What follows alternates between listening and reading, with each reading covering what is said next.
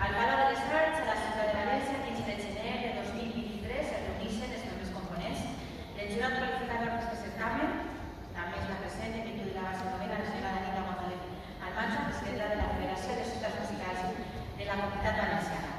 En conformitat amb l'estàcia cinquena i sisena del certamen, no consta cap incidència en el desenvolupament de l'audició i després de la deliberació s'acorda atorgar les següents qualificacions i premis. Vull donar una pressa, que claro, m'amaig ja pot ser. Segona secció, amb un total de 276 punts, segon premi per a la Unió Musical Vall d'Ucense de la Vall d'Uixó.